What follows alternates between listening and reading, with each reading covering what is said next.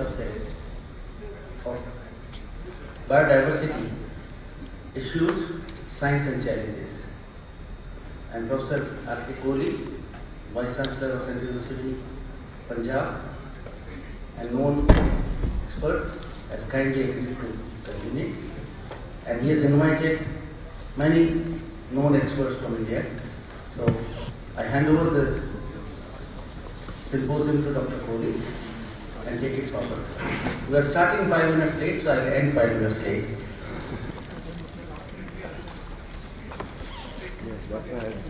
Good afternoon and welcome to this Symposium 6 on a very important topic at global level, biodiversity.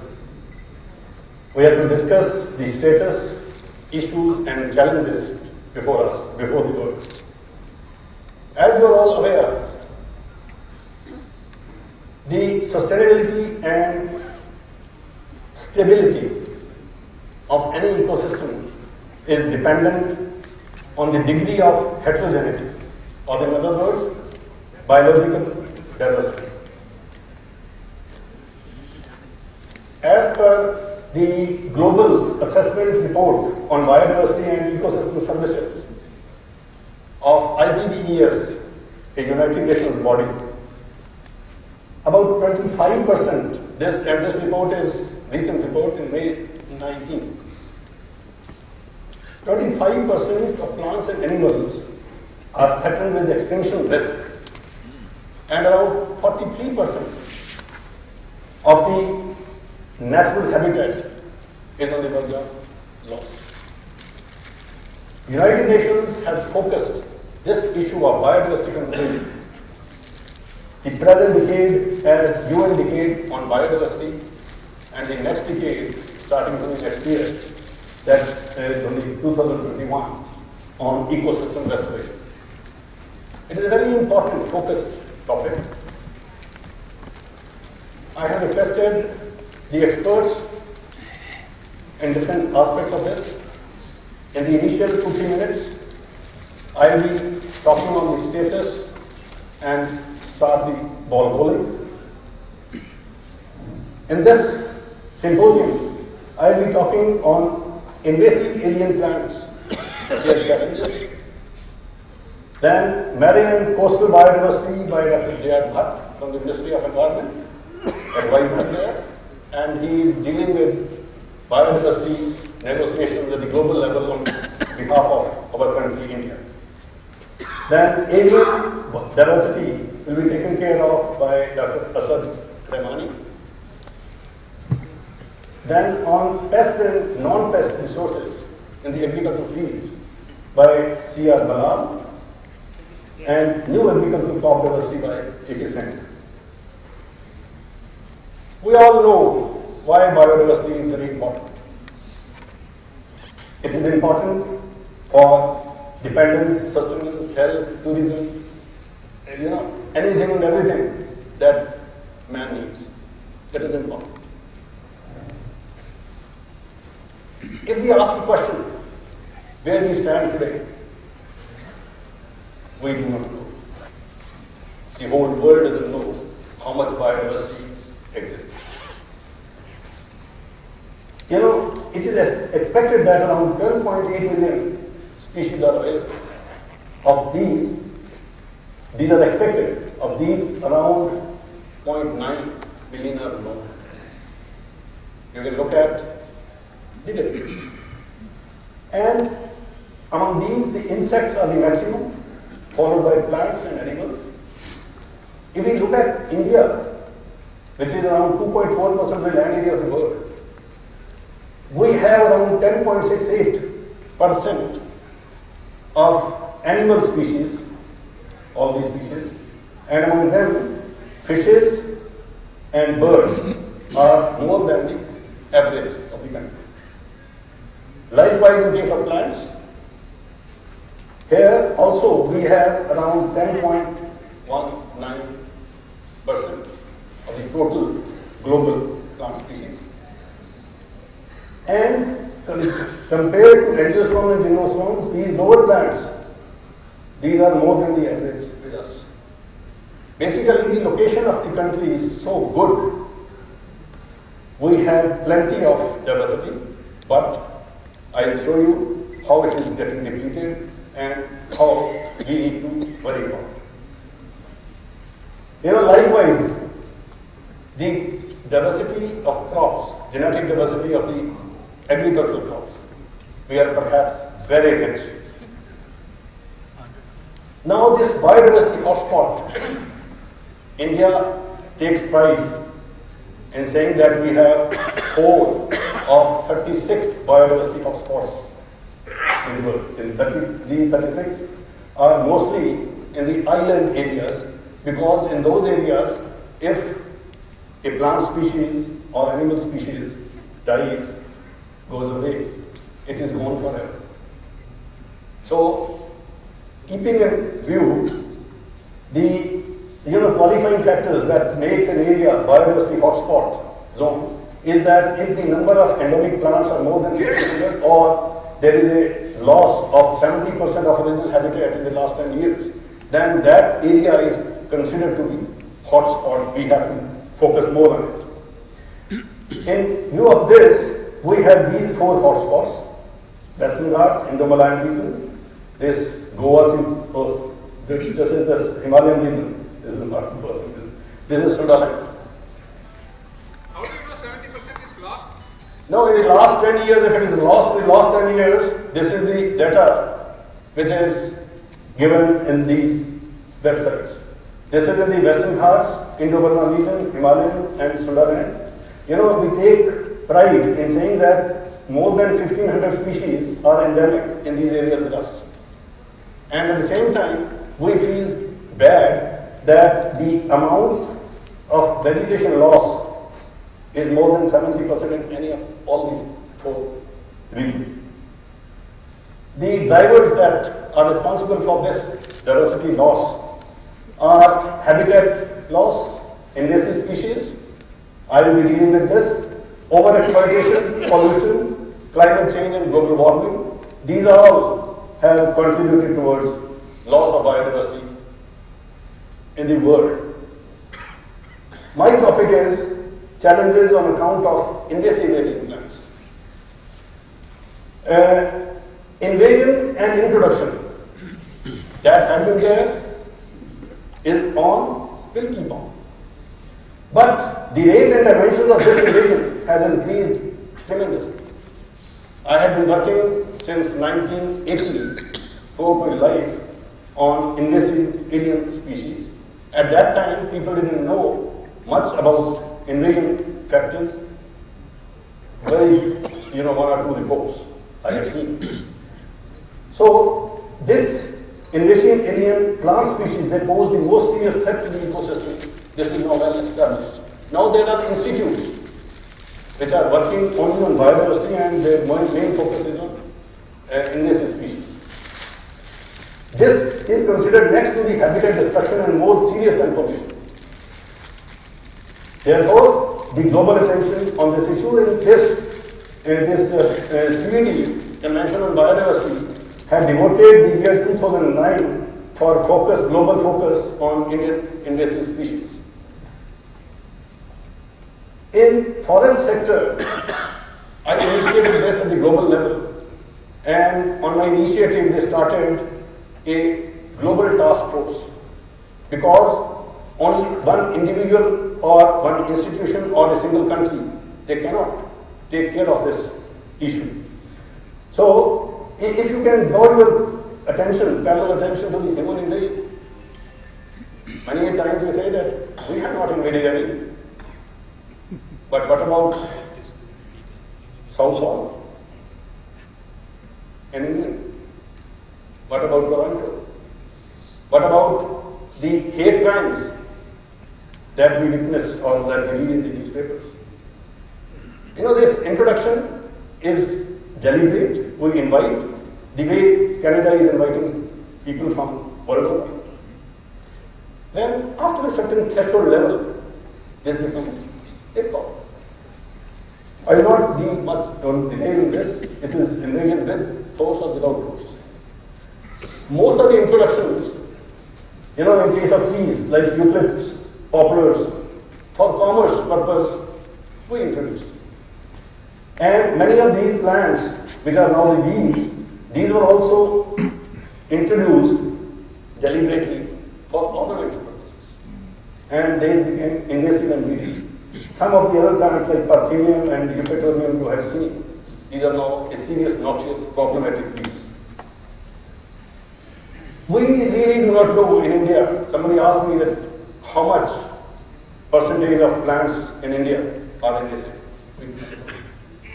There is only one report that says that around 143 invasive alien species are there in the country, and these are mostly native from American continent or some from Eurasia, Asia, and Africa. And it says that around 18% of Indian flora is non-native. Why? These plants you have already seen. You can see that wherever these plants they invade, they do not leave even a blade of grass. So it leads to fodder famine, food chain, food web, all these ecological problems they start and is unending. Why they are more successful? Because of their ecological amplitude. They have competitive advantage because they are allelopathic. They lack pests and predators. That is why the invaders, they have a free run. They impact the natural ecosystem by many ways. So, native biodiversity is lost. It brings in homogenization. These invaders, they overpower the natives. And they establish their own unending kingdom. They keep on growing. The reasons are many. They have very strong reproductive and regenerative potential. They can withstand climate change, altered soil conditions, etc. And ultimately, they lead to economic loss. Ministry of Environment, Government of India had given me a DP project for working on invasion, looking at the invasion load in Himachal Pradesh. And by doing so, I found that, field study I conducted, and I found that in 15 years of period, about 5% increase in invasion load was seen. And these three plants, Ageratum, Parthenium and Lantana, they constituted about 70% of the exotic plants there. And total, they constitute 10% of the whole vegetation. These are all invasive. And you will see that many of these invasive plants, some of these are new. They are all from tropical America. Very few from other areas. Another issue is the invasion by trees. Invasion by herbaceous plants is also important issue. But invasion by tree species is much more dangerous, much more serious. Simply because trees are large sized, they are ecologically dominant, huge biomass, seed base is more, and they are very difficult to manage. And the result is drastic change in the community structure, everything gets disturbed. We do not know how many types of trees, species of trees, are really invasive the world over. Under this IUFRO program, I was asked to deal with this issue. I found conflicting, data. To my assessment, from the global invasive species database, it is around 140 species which are really invasive, and in India we have 37 out of these. These are all invasive, families. 140 trees belong to 45 families.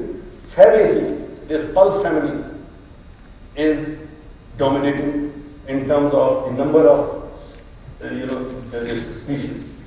In Gymnosperm, it is only Pinaceae. This is the only one family which has invasive character.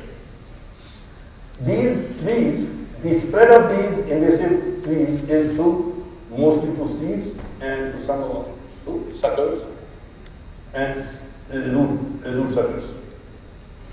These trees, they are mostly introduced by them, and mostly for ornamental purpose around 38% of these 140, and for useful commercial purpose about 56.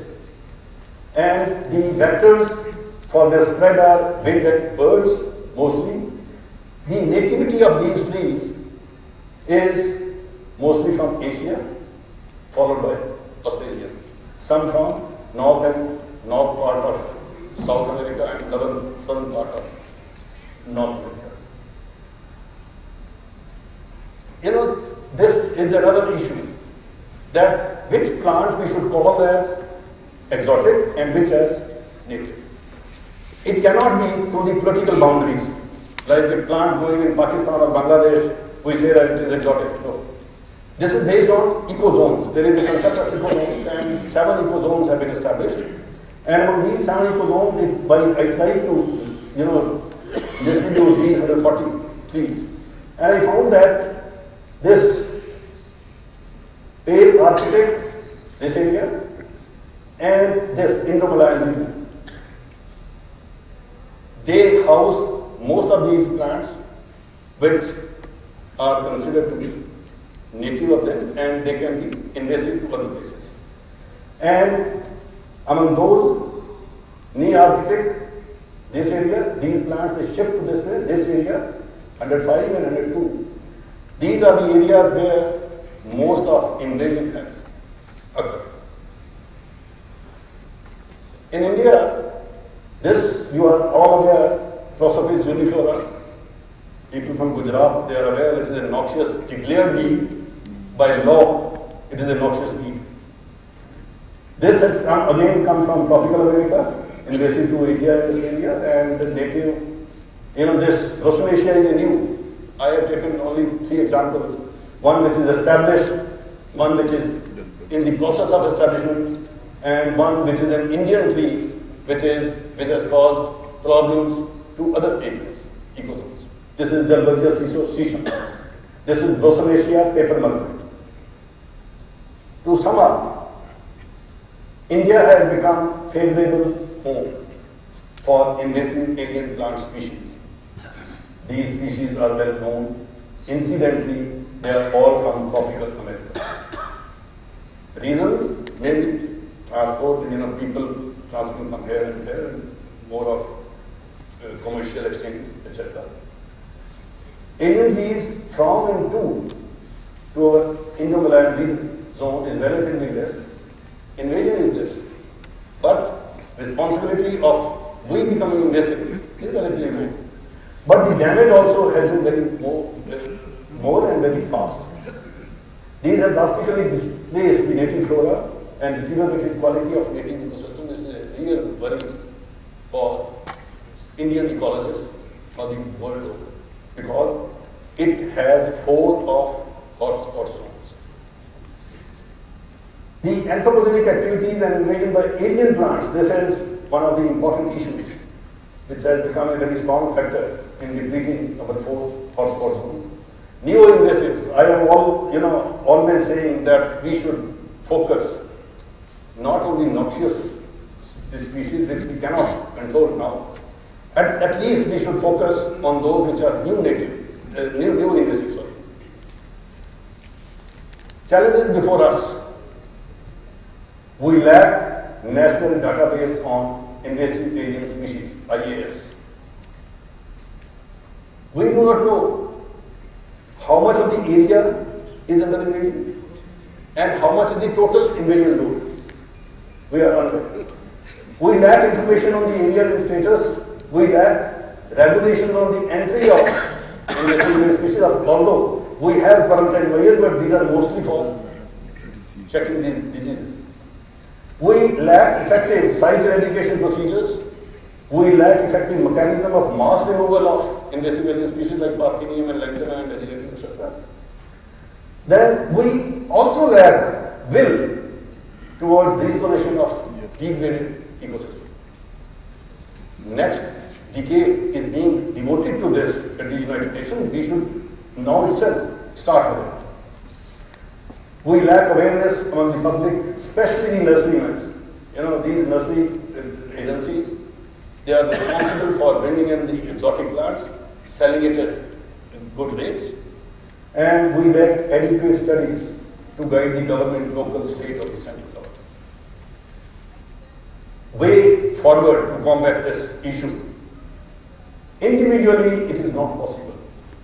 No single country, no single institution, Smithsonian Institution working on biodiversity, they are trying their level best. The whole institute is working on it. Difficult.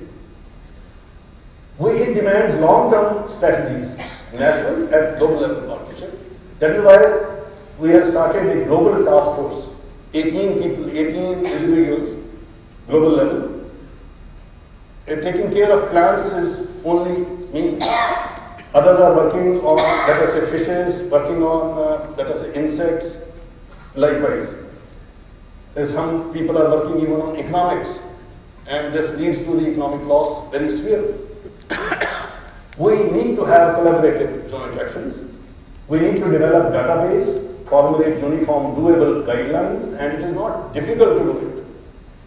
We need to augment the existing capacities for control and regulation of the entry of coal. Like in New Zealand, if you go, you just cannot take in any plant, any supplemental material inside the country.